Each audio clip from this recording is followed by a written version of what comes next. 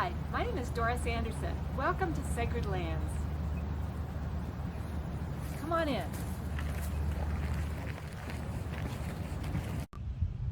So Doris, tell us a little bit about this area. This area is the alleged landing site of Panfino de Narabayas. He landed here, a Spanish explorer. He landed here in 1528. And the Tocobaga lived here. It was a village site. And my husband and I started preserving this site. We decided we wanted to preserve this site because of its archaeological and historic significance. And we have spent a lot of time trying to learn about the Tocobaga Indians and their history, their cultures. And in 2001, we started Sacred Lands Preservation and Education, which is a 501c3 nonprofit organization. And it's dedicated to teaching about Indians that lived in Florida before the Spanish arrived and preserving some of these sites like this one that we're on today. And this is one of the best preserved sites in the state of Florida, actually, because it's been on private property for years. It's never been in the domain of the city or any other place, and it's been preserved. When they were bulldozing down all the other mounds along Park Street, this one was preserved. So we feel very strongly about continuing this preservation effort with the property here. And so you're doing that through a 501c3?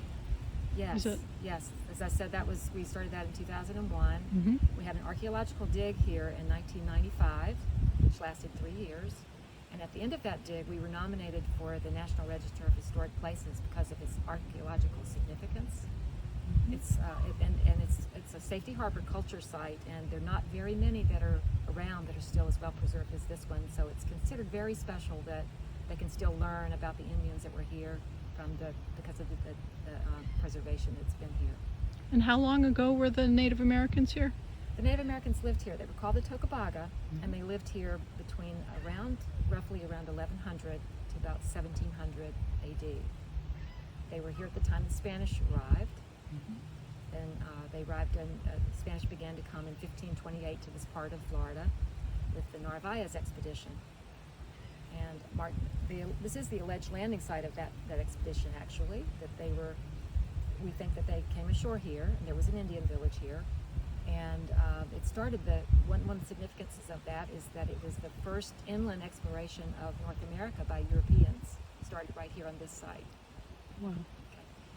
Another interesting thing about that is out of 300 men, only 4 survived that expedition, and one of them made it back to Spain to write about his account of his 7 years. He spent 7 years traveling across North America, and he was a slave actually to the Indians, and probably knew more about the Native Americans and North America than any other person for hundreds of years, probably, because he lived right with them.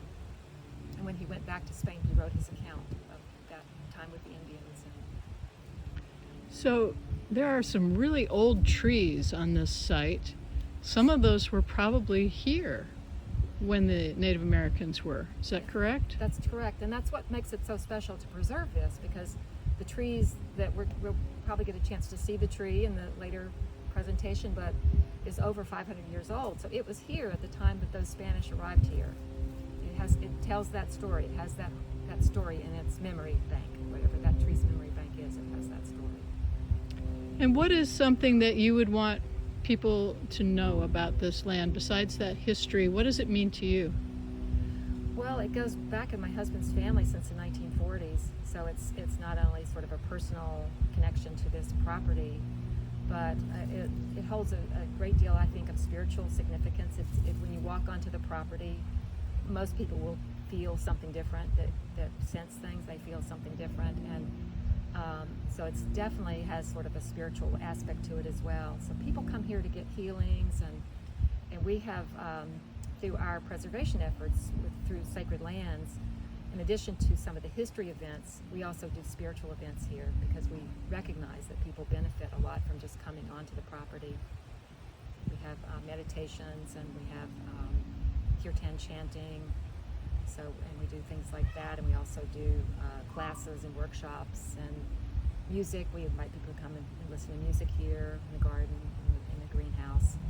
And we also do things like festivals. Sometimes we have festivals and fundraisers and things like that. But it's it's a gathering place. We see it as a gathering place for the community. As it has been for hundreds of years. It has been. Many things like this have happened since the Indians were here, with people coming in to celebrate and gather and have spiritual gatherings as well.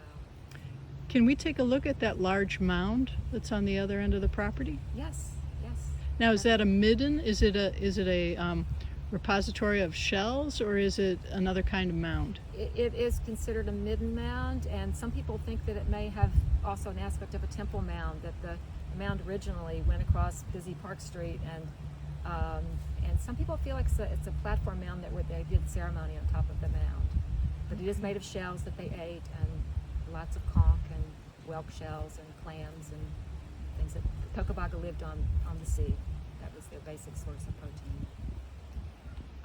We're standing on the plaza of the Indian village right now, and if you see in the background here is the mound, the high point of the mound.